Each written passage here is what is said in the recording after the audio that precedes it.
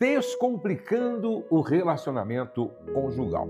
Hoje eu vou falar sobre descomplicando a influência da família de origem. Descomplicando a influência da família de origem. Você não pode perder por nada. No final, eu vou estar orando. Eu quero muito que você coloque aqui hoje o nome do seu pai, da sua mãe e dos seus irmãos. É muito?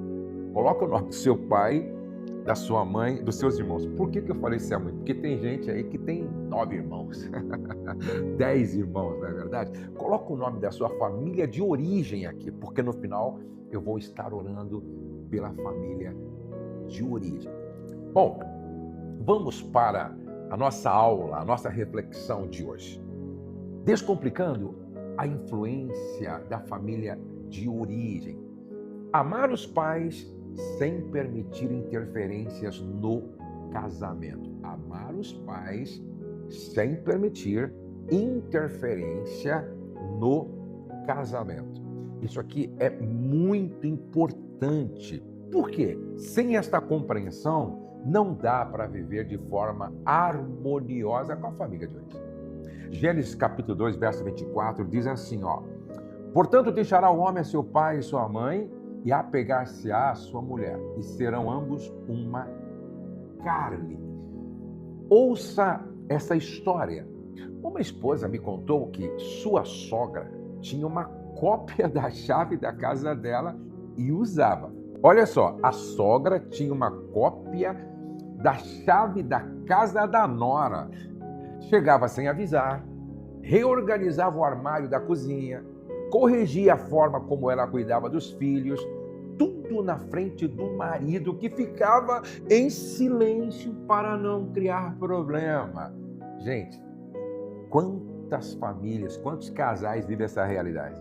Ela se sentia invadida, claro, e desprotegida ao mesmo tempo, invadida pela sogra e desprotegida pelo próprio marido. Quando eu conversei com ele, entendi o outro lado. Ele amava a mãe, temia magoá-la e nunca tinha percebido que, ao evitar o conflito com ela, estava criando um conflito ainda maior dentro do próprio casamento. Ele achava que estava sendo um bom filho. Na verdade, ele tinha se esquecido de ser primeiro um bom marido. Ouça, por favor. Honrar pai e mãe é um mandamento bíblico que nunca deixa de valer. Não, nunca deixa. Mas existe uma diferença enorme entre honrar os pais e dar a eles um voto de qualidade dentro do seu casamento. Quando essa diferença não é clara, o casal mais próspero do mundo pode ser sabotado silenciosamente por interferências até bem intencionadas ou nem tão bem intencionadas assim.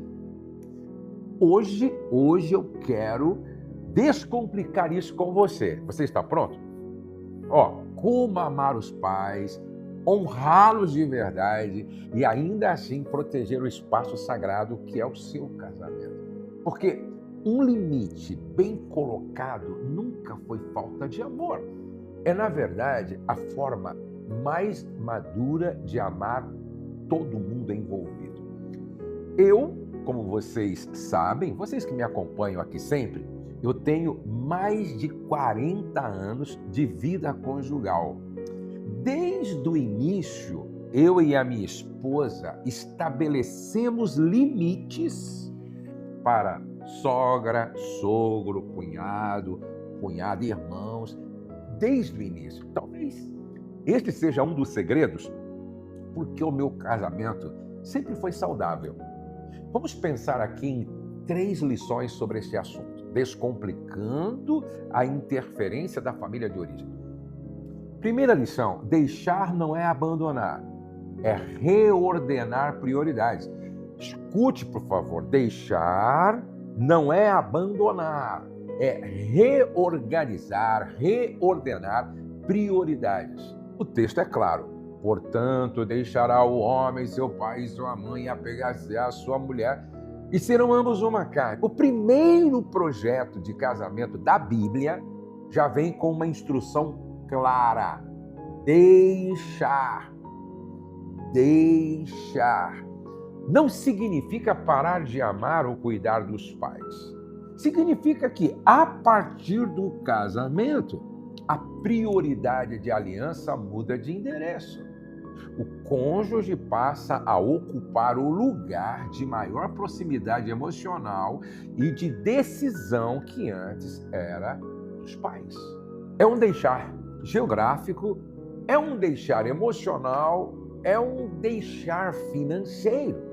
Olha, o prejuízo de não deixar de verdade é um casamento onde o cônjuge sente constantemente que está competindo com o sogro ou a sogra por um lugar que deveria ser exclusivamente seu. Apegar-se pressupõe que algo ou alguém precisou ser deixado para trás em termos de prioridade. Deixado para trás, falando de prioridade, para que essa nova união pudesse existir com solidez. Os psicólogos cristãos Henry Cloud e John, em Limites no Casamento, definem exatamente o que está em jogo. Ouça isso. Limites são as linhas de propriedade que definem e protegem maridos e esposas como indivíduos. Identifiquem juntos uma área em que um dos pais ainda tem mais peso de decisão do que o cônjuge deveria ter e conversem sobre como reequilibrar essa prioridade esta semana. Parem, sentem, façam isso. Façam isso. Isso aqui é muito importante. Segunda lição: limites protegem o amor, não o impedem. Limites protegem o amor, não o impedem. Olha o que a Bíblia diz. Sobretudo o que se deve guardar, guarda o teu coração, porque dele procedem as saídas da vida. Provérbios 4:23. Colocar um limite com os pais não é falta de gratidão, é proteção do próprio coração e do casamento. Um limite claro comunica respeito. É o que permite que o amor pelos pais continue saudável, sem se tornar em controle disfarçado de cuidado. O prejuízo de nunca colocar limites é que o casal vive refém de aprovações externas e o cônjuge, geralmente quem entrou na família, se sente perpetuamente em segundo lugar. Então, guardar o coração, como pede Provérbios, inclui guardar o espaço do casamento contra invasões, mesmo quando essas invasões vêm de pessoas que amamos genuinamente. Veja o que disse Cloud no mesmo livro sobre limites que eu já citei anteriormente.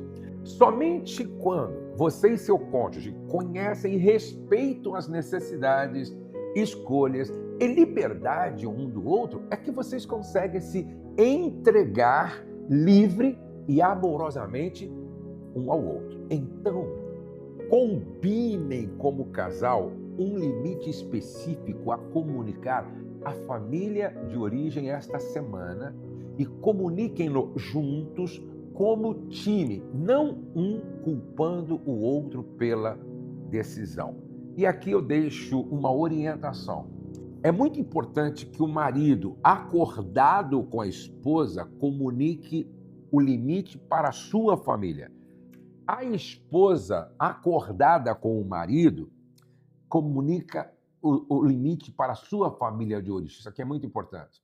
O terceiro ponto, a terceira lição. Antes de nós irmos para a terceira lição, eu quero aqui dar boas-vindas a todos os que se tornaram esta semana que passou membros do nosso canal. Olha, nossa família está crescendo. Vocês que se tornaram membros, bem-vindos, porque agora vocês vão ter acesso, não é, a conteúdos exclusivos, cursos vários, ok? Cursos vários, 8 passos para um casamento extraordinário, sobre paternidade, do berço ao altar, tá? Nós vamos colocar agora um curso para liderança, vamos disponibilizar para todos os membros acesso à live exclusiva para casais, mentoria de casais, e também uma vez por mês eu sorteio um casal para estar comigo, a minha equipe, aqui na Estância Amo Família, 4 dias em uma imersão, tudo por nossa conta.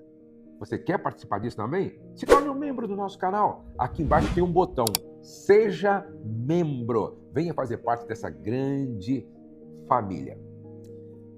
Lição de número 3. O padrão que você recebeu não precisa ser o padrão que você repete. O padrão que você recebeu lá da sua família de origem não precisa ser o padrão que você repete. A Bíblia diz assim em Provérbios 1:10. Filho, se o pecador te quiser seduzir, não anuas. Preste atenção. Esse é o princípio de discernimento sobre padrões herdados. Toda família de origem passa adiante sem perceber tanto tesouros quanto feridas. Toda família passa adiante. Tesouros ou feridas. Formas de discutir, de tratar o dinheiro, de lidar com autoridade, de expressar ou esconder afeto. Tudo isso foi aprendido antes dos 20 anos, observando quem os criou. Isso acontece em todas as casas, na sua, na minha. E sem intencionalidade, tendemos a repetir exatamente o que vivemos, mesmo quando nos machucou. O prejuízo de não examinar esses padrões é repeti-los cegamente na sua própria casa, achando que é assim que se faz. Mas você, você, não precisa deixar que o passado escreva o presente sem edição. Você tem a liberdade e a responsabilidade diante de Deus de manter o que foi bom e interromper conscientemente o que feriu. Eu tenho dito com uma certa frequência nas nossas ministrações e encontros, a partir de você, a história pode ser outra. A partir de você, a história pode ser diferente. O pastor Vodie Bauchan resume o peso dessa herança. Ele diz o seguinte: já se disse que, à medida que vai a família, vai o mundo. Também se pode dizer que, à medida que vai o pai, vai a família. Quanta verdade aqui! Então, marido, esposa, nomeie para o seu cônjuge um padrão da sua família de origem que você está escolhendo conscientemente não repetir. Meus pais brigavam todos os dias. Eu escolhi não repetir. Meu pai não sabia fazer uma boa gestão do dinheiro, gastava mais do que ganhava, não lidava bem com o dinheiro. Eu decidi não repetir. Aí ela diz, a minha mãe não era uma mãe presente, muito descuidada em relação aos filhos. Eu decidi não repetir. Escolha conscientemente não repetir. E peça ajuda para ser lembrado disso quando você vacilar. Eu quero concluir dizendo o seguinte: o marido daquela história, sabe a história que eu contei lá no início? O marido daquela história teve uma conversa difícil, mas necessária com a própria mãe. Quantas vezes a gente precisa ter uma conversa difícil e necessária com o pai, com a mãe, com uma irmã, com o irmão? Não foi fácil para o casal.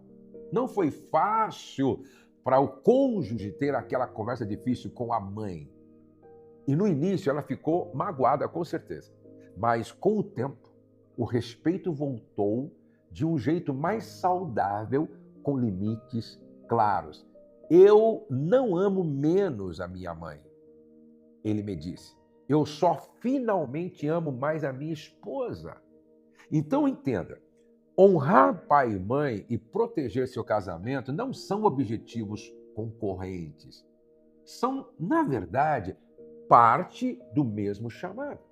Deixar, apegar-se e construir algo novo sem abandonar o que veio antes, mas também sem deixar que isso o sufoque. Eu vou repetir. Uma das razões por que o meu casamento de mais de 40 anos é saudável, porque nós estabelecemos limites sem deixar de respeitar, honrar, considerar tanto os nossos pais quanto a nossa família de origem. Se for preciso, assista de novo esta aula, esta reflexão, esta mensagem. Coloque em prática, lembrando sempre que deixar não significa abandonar. Você já conhece o SOS Casamento Curado? Não! É uma imersão de 4 dias que transforma o casamento. Se inscreva para o próximo. Agora eu quero orar. Eu disse para você colocar o nome do seu pai, da sua mãe, dos seus irmãos, porque eu vou orar pela família de origem. É muito importante que a gente ore agora pela família de origem. Vamos orar? Senhor, ensina-nos a honrar nossos pais com amor genuíno e, ao mesmo tempo, a proteger com sabedoria e coragem a união que formamos. Dá-nos discernimento para manter o que é bom da nossa herança familiar e coragem para interromper aquilo que fere. Nós não queremos reproduzir os erros dos nossos pais, os erros da nossa família de origem. Queremos preservar aquilo que é bom, mas não repetir aquilo que não é saudável. Agora, Pai, eu quero pedir a tua bênção para os pais, para as mães, para os irmãos, cunhados e cunhadas. Eu quero orar pela família de origem, tanto a minha quanto da minha esposa. Eu quero orar pela família de origem da tua filha e do teu filho. Que a tua bênção esteja sobre a nossa família de origem. Eu peço que seja assim, no nome de Jesus. Amém e amém. Essa palavra fez muito sentido para você? Qual foi o ponto aqui que mais falou com você? Escreve aqui. Qual foi o ponto que mais falou com você? Escreve aqui embaixo também. Escreve uma pergunta sobre esse assunto também. Bom, agora você vai enviar para 3 pessoas esta mensagem e vai convidar estas pessoas para fazer o devocional com você, conosco. Posso contar com você? Ótimo! Já deixa o seu like também. Vamos terminar como sempre. O céu não está em crise, Deus está no controle, nós cremos em milagres e a nossa família está debaixo da graça de Deus. Não perca o próximo devocional, onde vou falar sobre descomplicando a criação dos filhos. Até lá!